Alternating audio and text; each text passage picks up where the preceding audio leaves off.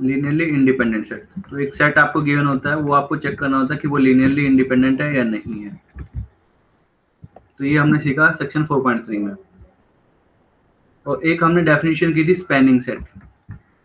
Spanning set, all possible linear combination of these vectors, alpha 1 v1 plus alpha 2 v2 plus plus alpha n vn, इस type के element होते हैं। Alpha जो होते हैं वो फील्ड में बिलोंग करते हैं। फिर एक स्पैनिंग सेट जब हमने पढ़ा था तो यहीं पे हमने एक क्वेश्चन किया था कि स्पैनिंग सेट ऑफ एस जो है वो वेक्टर स्पेस वी के इक्वल है या नहीं है। नेक्स्ट जो डेफिनेशन है वो है बेसिस। अब बेसिस में हम जो है सेट के लिए हम बी लेंगे, जैसे वेक्टर स्पेस वी के लिए हम यूज करते हैं वी, ग्रुप के लिए हम यूज करते हैं जी, रिंग के लिए हम यूज करते हैं आर, तो यहाँ पे बेसिस के लिए हम यूज करेंगे बी, बीटा, इस प्रकार से। ठीक है, तो एक सेट हमारे पास होगा बीटा बेसिस, बेसिस किसकी, of a vector space, basis of a vector space. आपको क्या गिवन होगा, एक सेट गिवन होगा, जैसे यहाँ पे आपको गिवन था लीनियरली इंडिपेंडेंट चेक कर रहे थे उस टाइम पे, तो सिमिलरली आपको एक वेक्टर कुछ सेट गिवन होगा v1 v2 up to vn, और ये आपको बताना है कि बीटा जो कहलाएगी वो बेसिस कहलाएगी। So beta is called a basis, beta, ये जो वेक्टर्स हैं vi's, ये आपके मेंबर्स हैं वेक्टर स्पेस v के। Then beta is called a basis, beta जो कहलाएगी बेसिस कहलाएगी, beta is called a basis of the vector space v, of the vector space v, come if it satisfies the following two condition, it satisfies the following two conditions।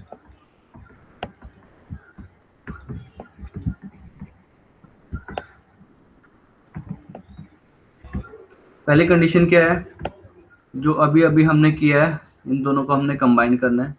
पहला condition है कि beta जो होगा linearly independent होगा। Second जो condition होगी कि spanning set of S and spanning set of beta will be the whole vector space. तो दोनों को, beta is linearly independent, beta जो है आपका एल आई सेट होगा।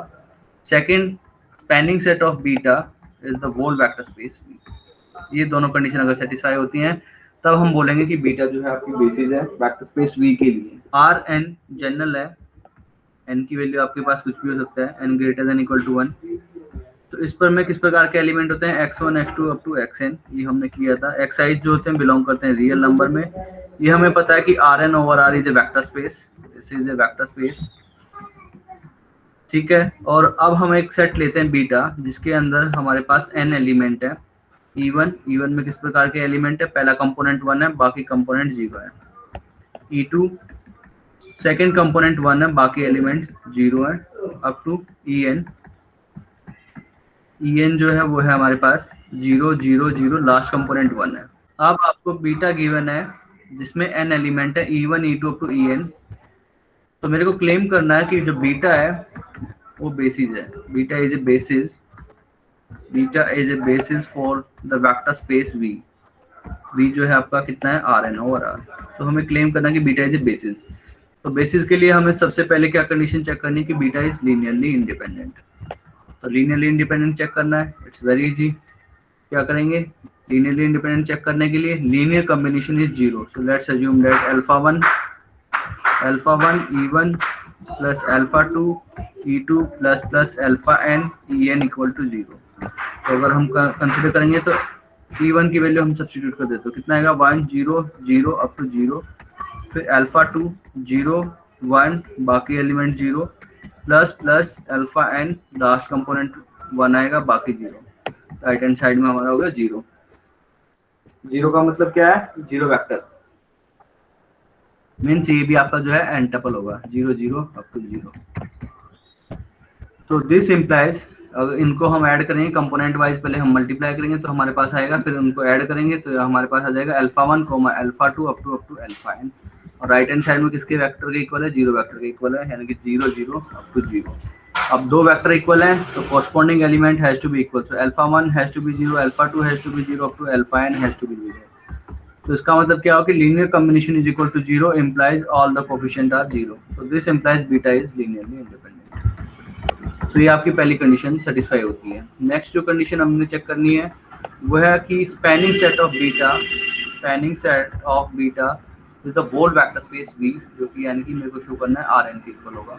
Spanning set of this is equal to this है vector space V के equal है। इसका मतलब for every element I can find alpha 1, alpha 2 up to alpha n such that I can write in this form this plus alpha n Bn।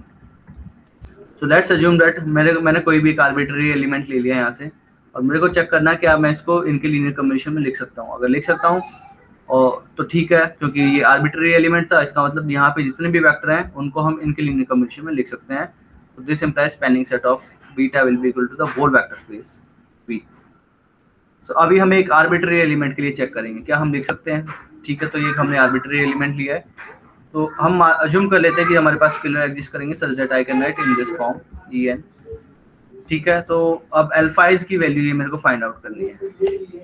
तो alpha 1 और ये हमारे पास कितना आया था, ये इसके इक्वल आ गया था हमारे पास alpha 1 alpha 2 up to alpha n। अब दो वेक्टर इक्वल कब होंगे, their dimension will be equal and the corresponding element will be equal. So alpha 1 की वैल्यू आ गई x1, अल्फा 2 की वैल्यू आपके पास आ गई x2 up to alpha n की वैल्यू आ गई xn। सो देयरफॉर यानी x1 x2 up to xn I can write in the form of x1 e1 plus x2 e2 plus xn en। तो कोई भी वेक्टर हम लेंगे Rn का I can write in this form, यानी कि this is a linear combination of beta vectors का। तो ये आपका हम लिख सकते हैं therefore the spanning set of beta is whole vector space Rn। So therefore दोनों कंडीशन आपकी सेटिस्फाई होती हैं। Therefore beta is a basis, therefore beta is a basis for Rn। तो n की वैल्यू अगर 1 है, अगर हम यहाँ पे n की वैल्यू 1 पुट करते हैं, n की वैल्यू अगर 1 है तो हमारे पास कितना है R1 ओवर R, ये वेक्टर स्पेस होता है। तो इसके पास जो बेसिस आएगी, बेसिस बीटा में केवल एक ही एलिमेंट आएगा। जो बेसिस है इसमें कितने वेक्टर थे E1, केवल एक मेंबर आएगा E1, क्योंकि और E1 कितना था, पहला कंपोनेंट 1 बाकी 0।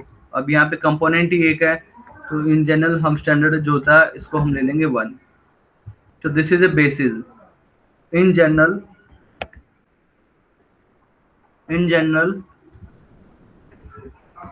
any non-zero vector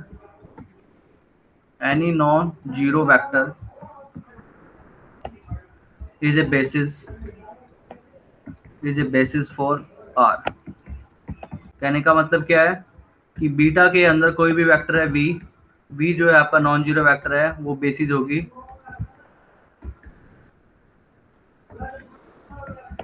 is a basis of R। पहली कंडीशन क्या थी कि बीटा लीनियरली इंडिपेंडेंट चाहिए, बीटा इज लीनियरली इंडिपेंडेंट। तो बीटा लीनियरली इंडिपेंडेंट होगा क्यों, क्योंकि कोई भी हम स्केलर से हम इसको मल्टीप्लाई कर देते हैं, alpha into v is equal to 0 और ये आपका नॉन जीरो वेक्टर है। तो this implies alpha has to be 0, क्योंकि ये भी रियल नंबर है, ये भी आपका रियल नंबर है, ये आपका यहाँ से है और ये आपका वेक्टर मतलब R से है, तो दोनों R के मेंबर है। अल्फा इंटू वी 0 के इक्वल है, V आपका नॉन जीरो गिवन है, so this implies alpha has to be 0। तो linear combination equal to 0 implies all the coefficient are 0, therefore beta is linearly independent. Second, आप कोई भी vector लेंगे, spanning set of beta is whole vector space R। अब आप कोई भी vector यहाँ पे कोई भी आप रियल नंबर ले लीजिए, for example x, I can write as a linear combination of this vector, क्योंकि यहाँ पे अगर v है तो उसको मैं क्या, और v आपका नॉन जीरो है, सो आई कैन राइट x को मैं कैसे लिख सकता हूँ, x v के लीनियर कॉम्बिनेशन में लिखना है तो x अपॉन v लिख देते हैं, v से v कैंसिल आउट हो जाएगा। तो ये आपका फील्ड में से हम ले लेंगे स्केलर, तो x बाई v ये हम फील्ड में से ले लेते हैं, रियल नंबर में से फील्ड जो है हमारा। तो यहाँ पे अगर कोई भी वेक्टर लेते हैं, then I can find scalar such that I can write this as a linear combination of members of beta, therefore ये आपकी बेसिस होगी। So therefore beta is a basis of R। अगर n की value अगर आपके पास 2 है तो यहाँ पे आ जाएगा आपका वेक्टर स्पेस R2 और R। ठीक है, ये वेक्टर स्पेस होता है, तो इसकी बेसिस जो हो जाएगी, अब आपके पास दो वेक्टर हैं क्योंकि वहाँ पे E1 E2 up to En था, n की वैल्यू 2 है, तो E1 E2, तो यहाँ पे E1 जो है वो आपका हो जाएगा 1 0, E2 जो है वो आपकी हो जाएगी 0,1। सो यू कैन सिमिलरली जो हमने प्रूफ किया था सेम बेसिस पे आप प्रूफ कर सकते हैं कि beta is a basis, beta is a basis for R2। Similarly n की वैल्यू 3 के लिए R3 ओवर R, तो बीटा जो है E1 में कितना आएगा 1 0 0, E2 जो है आपका हो जाएगा 0 1 0 एंड E3 जो है आपका है 0 0 1। So that will B A basis, that will B basis of R3 over R। V जो है वेक्टर स्पेस होता है, और ये हमने प्रूफ किया था कि सिंगलटन जीरो है, वो भी आपका वेक्टर स्पेस होता है। केवल एडिटिव आइडेंटिटी है जीरो, और इसको हमने डिफाइन किया था जेड से। ये जो होता है आपका वेक्टर स्पेस होता है, इनफैक्ट सब वेक्टर स्पेस के लीजिए, वेक्टर सब स्पेस कर लीजिए, तो z equal to singleton zero, this is a vector space, इसको हम बोलते हैं ट्रिवियल वेक्टर स्पेस और trivial subspace, trivial vector space. तो अब मुझे इसकी बेसिस फाइंड आउट करनी है, what will be the basis. एक हमने डेफिनेशन की थी लीनियर स्पैन, लीनियर कॉम्बिनेशन जो है,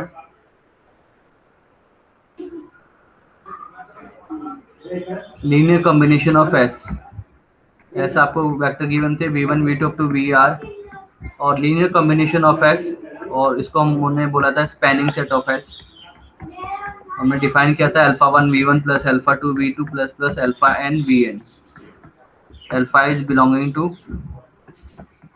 फील्ड। तो ये मैंने प्रूफ भी किया था कि स्पैनिंग सेट जो होता है और लीनियर स्पैन ऑफ एस, इसको हम बोलेंगे लीनियर स्पैन ऑफ एस।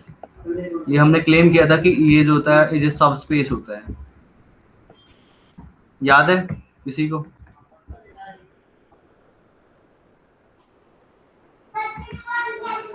याद है नहीं है? सब स्पेस के लिए क्या चाहिए था हमें? जीरोस के अंदर चाहिए, तो हर एक अल्फाइज को हम जीरो ले लेते हैं, तो that will be zero, zero belong to the linear span of S. Therefore linear span of S और spanning set of S is a non empty subset of vector space V। फिर कोई भी दो vector लेंगे हम, x जो है हमारे पास किस प्रकार का मेंबर होगा, alpha 1 v1 plus alpha 2 v2 plus plus alpha n vn। y कोई भी वेक्टर लेते हैं हम लीनियर स्पैन में है, तो बीटा 1 v1, बीटा ठीक है ले लीजिए, beta 2 v2 plus plus beta n vn। दोनों को हम क्या करेंगे, क्लोज्ड अंडर एडिशन में चेक करना है। ठीक है, तो closed under addition x plus y, that will be alpha 1 plus beta 1 into v1 plus plus alpha n plus beta n into vn। Subspace के लिए क्या चाहिए हमें, closed under addition and closed under scalar multiplication. तो ये आपके field के member थे अल्फाइज, फील्ड है तो क्लोज्ड अंडर एडिशन होता है क्योंकि f under addition is an abelian group.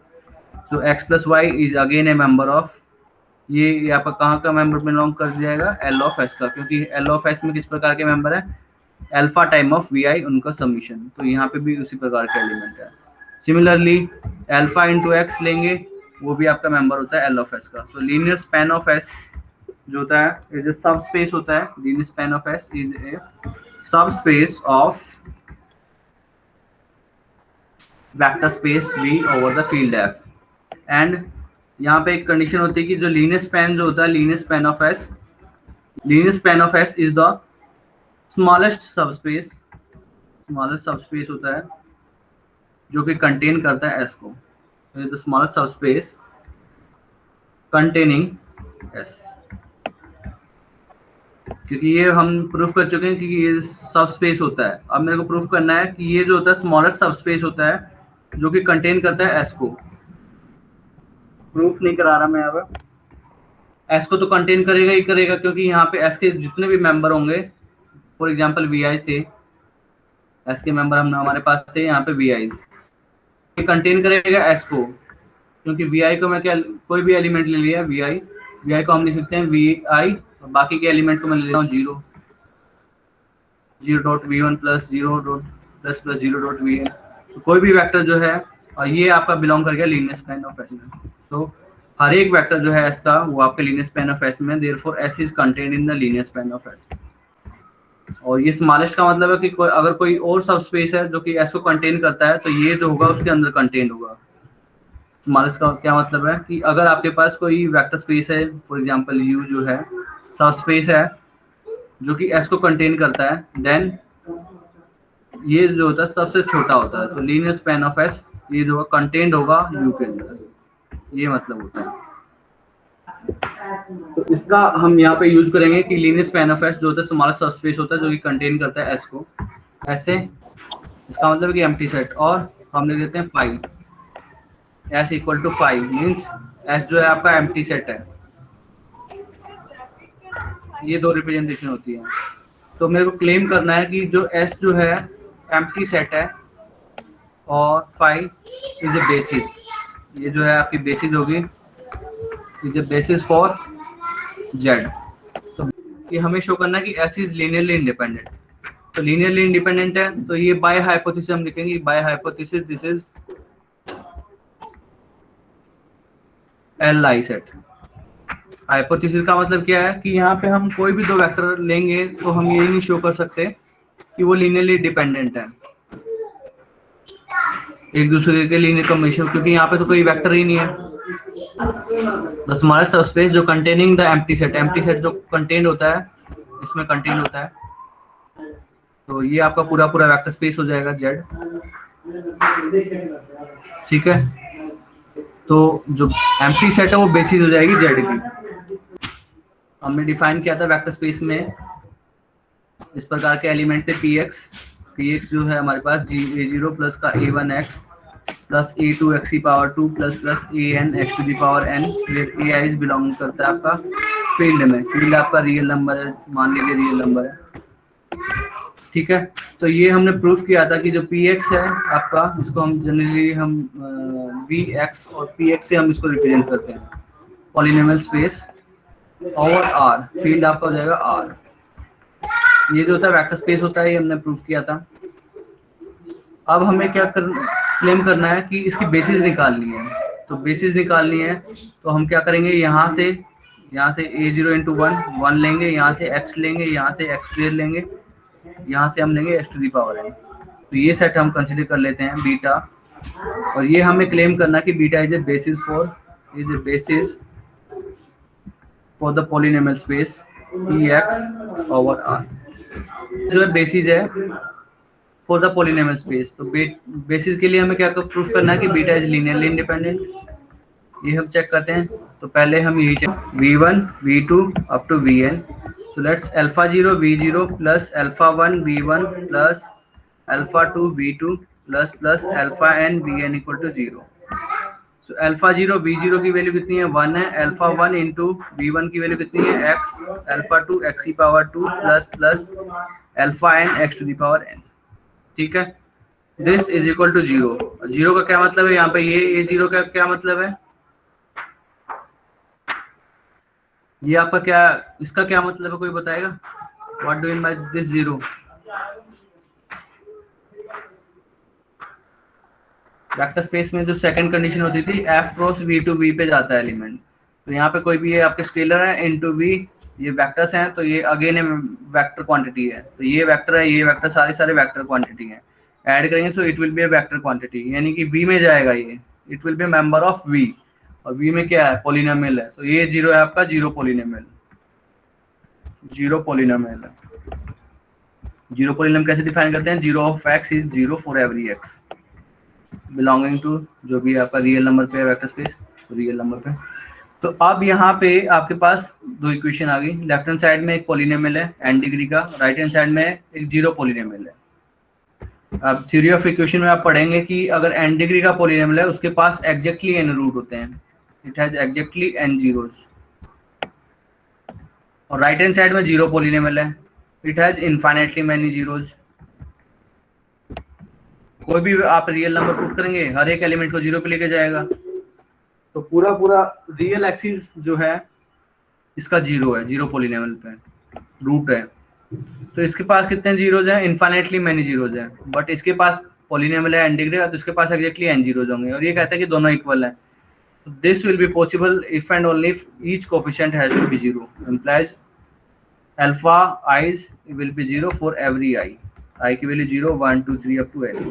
So linear combination is 0 implies all the coefficient are 0. So this implies the given set जो है आपका v0 v1 up to vn, तो 1x x square up to x की power n is linearly independent. Second हमने claim करना है कि ये जो है स्पैन करेगा स्पैनिंग सेट ऑफ बीटा, ये आपका बीटा है। तो spanning set of beta will be the whole vector space px over r। Generally n से रिप्रेजेंट करते हैं यहाँ पे। इसका मतलब है कि n degree polynomial space of degree less than और इक्वल टू n। अगर n नहीं लगाते हैं तो उसका मतलब होता है पॉलिनोमियल स्पेस, आपकी कितने भी डिग्री हो सकती है वहां पे। लीनियर कॉम्बिनेशन ऑफ अगर मैं बीटा निकालता हूं तो वो हमारे पास किस प्रकार का एलिमेंट आएगा? a0 into 1 plus a1 into X plus a2 into x की power 2 plus plus an into X to the power n। और ai जो है आपके फील्ड के मेंबर है, तो ये आपका क्या हो जाएगा? पॉलिनोमियल। तो लीनियर स्पैन ऑफ s जो है आपके पास इस फॉर्म का होगा और ai बिलोंग करते हैं इसमें, तो pn x में यही होता है। So this is same as pn x over r। तो अगर यहाँ पे जो बीटा जो है 1x x square up to x to the power n is a basis, this is a basis of polynomial space pn x over r। हमें चाहिए कि spanning set of beta has to build the whole vector space v, ये हमें चाहिए। यानी कि beta के जो मेंबर हैं पूरे पूरे वेक्टर स्पेस को जनरेट करेंगे। अब पॉलिनोमियल स्पेस में किस प्रकार के एलिमेंट होते हैं? यहाँ पे pn मतलब n डिग्री तक पॉलिनोमियल तक का होता है, less than equal to n। So pn x over r is of this form. तो लीनियर स्पैन हमने निकाला है। लीनियर स्पैन में क्या क्या निकाला? Linear span of s means ये जो होते हैं स्केलर्स होते हैं, तो मैंने a0 a1 up to an में कंसीडर कर लिया स्केलर्स। तो a0 into 1 a1 into x, a2 into x की पावर 2, an इंटू एक्स की पावर n। और ये आपका क्या है? पॉलिनोमियल स्पेस को जनरेट करता है। This is pn x। Condition है dimension. What do you mean by the dimension of a vector space? Dimension of a vector space. Dimension कैसे डिफाइन करेंगे? अभी हमने देखा बीटा जो है आपको प्रूफ करना होता है बेसिस। तो अगर बीटा अगर बेसिस है, ये थ्योरम में आप में कोर्स में नहीं है, आपके थ्योरम कोर्स में नहीं है। अगर दो डिफरेंट बेसिस हैं आपके पास, कोई भी वेक्टर स्पेस v गिवन है और ए फील्ड, अगर वेक्टर स्पेस बीटा जो है एक बेसिस है v1 v2 up to vn element है, और यहाँ पे एलिमेंट है u1 u2 up to r element है, और ये दोनों बेसिस है v की। तो अगर दोनों बेसिस हैं, एक ही वेक्टर स्पेस है ओवर द फील्ड f, तो एक से ज्यादा बेसिस हो सकती हैं। इनफैक्ट अगर फील्ड अगर आपका इनफाइनाइट है, नॉन जीरो वेक्टर स्पेस है, ये भी रिजल्ट होता है। तो नॉन जीरो वेक्टर स्पेस और an infinite field has infinite number of bases,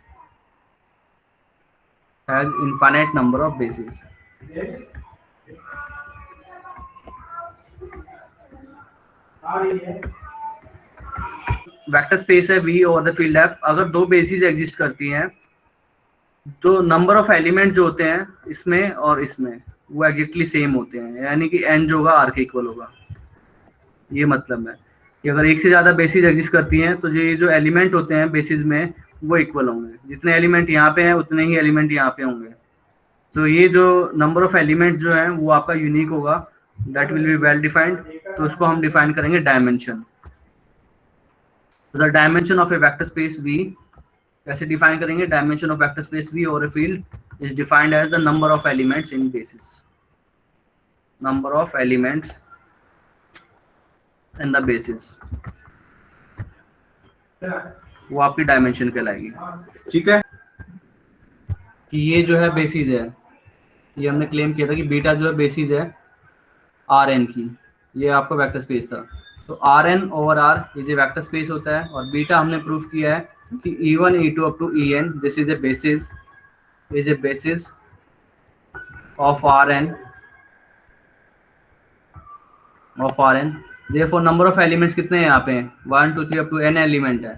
तो dimension of beta, dimension of vector space v जो है आपका आर एन है, that is the dimension of r n over r is defined as the number of element in the basis, और basis में कितने element है, n element है, तो इसके जो डायमेंशन होगी वो n होगी।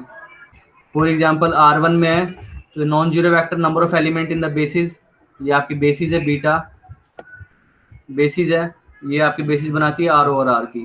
तो dimension of vector space R over R कितना हो जाएंगे, number of element in the basis, कितने एलिमेंट है, एक ही एलिमेंट है, तो डायमेंशन इज 1।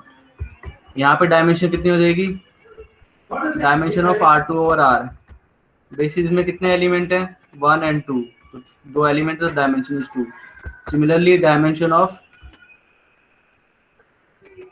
R3 में, dimension of R3 over R, number of element in the basis, कितने एलिमेंट है, 3 एलिमेंट है, तो डायमेंशन इज 3।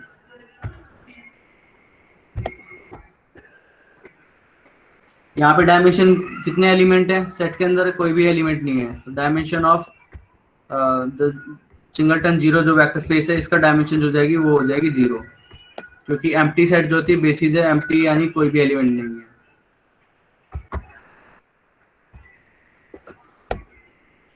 अब यहाँ पे कितने एलिमेंट है पॉलिनोमियल स्पेस में, Pnx ओवर R, अभी हमने प्रूफ किया कि बीटा जो है ये जो है 1x x square up to x to the power n, ये बेसिस होती है 1x x square up to x to the power n। तो टोटल कितने एलिमेंट है हमारे पास, n+1 एलिमेंट है, क्योंकि n एलिमेंट ही हो गए, एक ही हो गया। तो dimension of Pnx over R is कितने हो गए, n+1। एक्सरसाइज एग्जाम्पल 4.44, क्वेश्चन क्या है, determine the dimensions as well as basis, हमें डायमेंशन भी निकालनी है और बेसिस भी निकालनी है, for the space spanned by the set S, और S आपको गिवन है 1 2 1, नेक्स्ट है 1 0 2, नेक्स्ट है 5 6 7, तो ये आपको गिवन है, और आपको निकालना, डायमेंशन निकालनी है, बेसिस निकालनी है, for the space spanned by this, यानी कि लीनियर स्पैन ऑफ S और the spanning set of S, इसका हमें निकालना है, डायमेंशन भी निकालना है और उसके लिए बेसिस भी निकालनी है। तो ये हमें फाइंड आउट करना है, लीनियर स्पैन ऑफ S, तो we have to find the dimension of linear span of S, और same as the spanning set of S, इसकी डायमेंशन निकालनी है। तो इसकी डायमेंशन जो होती है वो होती है आपका number of linearly independent vectors. तो आपका काम क्या है, S के अंदर कितने लीनियरली इंडिपेंडेंट वेक्टर हैं वो आपको चेक करना है। तो कैसे चेक करेंगे, लीनियरली इंडिपेंडेंट कैसे चेक करना है, कितने लीनियरली इंडिपेंडेंट वेक्टर हैं, तो उसके लिए आपको क्या करना है, आप एक मैट्रिक्स कंस्ट्रक्ट करेंगे, पहला जो वेक्टर है उसको कॉलम वेक्टर में लिख देंगे, नेक्स्ट को नेक्स्ट कॉलम में, जो नेक्स्ट एलिमेंट है उसको नेक्स्ट कॉलम में। अब ये आपके पास एक मैट्रिक्स बन गई है। अब इसको आप करेंगे एक्लन फॉर्म में कन्वर्ट करेंगे, और एक्लन फॉर्म इन्होंने गिवन है वो है हमारी आ गई, ये आप कन्वर्ट कर लेंगे 1 0 3 0 1 2 और एंड 0 0 0, ठीक है। कन्वर्ट करने के बाद आपके पास ये आ गया। तो यहाँ पे एक्लन फॉर्म में कन्वर्ट होने के बाद number of linearly independent vector जो होते हैं वो होते हैं आपके नंबर ऑफ नॉन जीरो रोज। कितनी नॉन जीरो रोज है यहाँ पे एक्लन फॉर्म में, सारे एलिमेंट जो है रोज के अंदर 0 है। तो सबसे पहले आपको क्या करना है, आपको एक सेट गिवन है, स्पैनिंग सेट ऑफ एस, उसकी डायमेंशन निकालनी है और फाइंड आउट करना बेसिस। तो dimension of linear span of S होता है number of linearly independent vectors, कितने लीनियरली इंडिपेंडेंट वेक्टर होंगे। तो क्या लीनियरली इंडिपेंडेंट वेक्टर हमें चेक करना है, तो उसके लिए हम क्या करेंगे, मैट्रिक्स बनाएंगे, एक्लेन फॉर्म में कन्वर्ट करेंगे, नंबर ऑफ नॉन जीरो रोज जो होंगे वो आपके लीनियरली इंडिपेंडेंट वेक्टर होते हैं। तो नॉन जीरो रोज आ गए आपके पास 2, इसका मतलब जो लीनियरली इंडिपेंडेंट वेक्टर है वो 2 है, यानी कोई ना कोई एक वेक्टर जो है इस सेट में वो डिपेंडेंट है, कोई भी एक वेक्टर जो है डिपेंडेंट है अदर 2 वेक्टर्स में। सो बेसिस जो होगी आपके पास, बेसिस कोई भी 2 वेक्टर आप ले लेंगे, क्योंकि इसका डायमेंशन कितना है 2 है, तो कोई भी 2 वेक्टर आप ले लेंगे यहाँ से, इसमें से, इस सेट में कोई भी 2 वेक्टर आप लेंगे वो बेसिस हो जाएगी। फॉर एग्जांपल पहले 2 वेक्टर मैंने ले लिए तो वो भी एक बेसिस है, 1 2 1 1 0 2, कोई भी 2 वेक्टर आप उठा लेंगे वो एक बेसिस बन जाएगी, 1 2 1 5 6 7, ये एक अलग बेसिस है, ये बीटा 1 ये एक बेसिस है, ये एक अनदर बेसिस है, बीटा 3 मैं डिफाइन लेता हूँ 1 0 2 5 6 7, कोई भी 2 वेक्टर लेंगे आप वो आपके लीनियरली इंडिपेंडेंट वेक्टर बनेगा, और लीनियरली इंडिपेंडेंट इनफैक्ट वो आपकी बेसिस बन जाएगी।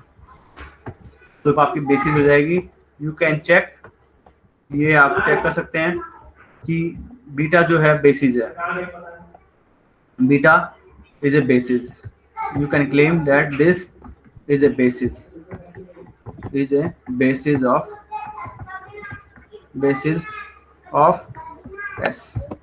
तो बेसिस के लिए आपको क्या करना पड़ेगा, लीनियरली इंडिपेंडेंट चेक करना है, तो लीनियरली इंडिपेंडेंट चेक करने के लिए alpha into 1 2 1 plus beta 1 0 2 equal to 0, इसको सोल्व करेंगे, और इसको सोल्व करेंगे तो आपके पास आ जाएगा 0 ही आ जाएगा। जैसे अगर हम सोल्व करते हैं तो कितना आएगा, अल्फा प्लस बीटा, यहाँ से अल्फा आएगा यहाँ से बीटा, नेक्स्ट 2 अल्फा, यहाँ से 0 है, यहाँ से कितना आएगा plus 0 dot beta, alpha plus यहाँ पे कितना था 2 था, तो 2 बीटा, राइट हैंड साइड में कितना है 0 वेक्टर है, कंपेयर करेंगे तो alpha plus beta is 0, next यहाँ से 2 अल्फा 0 यानी कि alpha is 0, 2 alpha 0 means alpha 0, alpha 0 यहाँ पे सब्स्टिट्यूट करेंगे तो बीटा इज 0, तो this implies alpha equal to beta equal to 0। तो ये आपका लीनियरली इंडिपेंडेंट सेट है। तो बीटा मैं बता देता हूँ, वी अगर एक वेक्टर स्पेस है ओवर ए फील्ड एफ, अगर इसका डायमेंशन n है, dimension of the vector space v is n, कोई भी सेट है आपके पास जिसमें केवल n एलिमेंट है, अगर एक भी कंडीशन सेटिस्फाई होती है तो वो बेसिस बन जाती है, ऑटोमेटिक बेसिस बन जाती है। एक कंडीशन है कि अगर s लीनियरली इंडिपेंडेंट है, if s is linearly independent, dimension कितनी है n है, n वेक्टर है, मैं अगर प्रूफ कर देता हूँ s is linearly independent, then s is a basis, वो बेसिस बन जाती है, आपको सेकंड प्रॉपर्टी चेक करने की जरूरत नहीं पड़ती। सेकंड कंडीशन है कि if spanning set of s is whole vector space v, span कर देता है, then s is linearly independent, then s is a basis. ठीक है, तो आपको आपने अगर एक भी प्रॉपर्टी प्रूफ कर दी, n डायमेंशन वेक्टर स्पेस है, n एलिमेंट है, या तो मैं इसको शो कर देता हूँ कि लीनियरली इंडिपेंडेंट है, या मैं शो कर देता हूँ कि इसका spanning set whole vector space v के इक्वल है, तो वो बेसिस बन जाती है। तो एक प्रॉपर्टी आप अगर वेरीफाई कर देते हैं तो वो सफिशिएंट है कि लीनियर स्पैन ऑफ s, ठीक है, ये वेक्टर स्पेस था, लीनियर स्पैन ऑफ s जो है आपका वेक्टर स्पेस बनाता है, सब स्पेस बनाता है, तो इसकी डायमेंशन कितनी आ गई, इसकी जो डायमेंशन आ गई number of linearly independent vector यानी कि 2, तो इसके जो लीनियर स्पैन ऑफ s, इसकी डायमेंशन आई 2, तो बेसिस जो हमारे पास एक सेट है तो इसका डायमेंशन कितना हो गया, डायमेंशन हो गया 2, और सेट के पास जो है हमारे पास कितने एलिमेंट है, 2 एलिमेंट है, dimension is 2, number of element in the set is 2, और मैंने प्रूफ कर दिया कि ये लीनियरली इंडिपेंडेंट है, तो ये s जो हो जाती है बेसिस हो जाती है डायरेक्टली। क्वेश्चन नंबर है 4.43, यहाँ पे आपको 5 वेक्टर्स गिवन है, ऐसे एक वेक्टर गिवन है और 5 वेक्टर गिवन है, v1 v2 v3 v4 v5, तो आपको बताना है, डायमेंशन बताना है, find the dimension of the subspace spend bye the set. तो आप क्या करेंगे, पहले v1 v2 v3 v4 v5, तो मैट्रिक्स बनाएंगे, एक्लेन फॉर्म में कन्वर्ट करेंगे, नंबर ऑफ नॉन जीरो रोज निकालेंगे वो आपका क्या होगा, डायमेंशन होगा। ठीक है।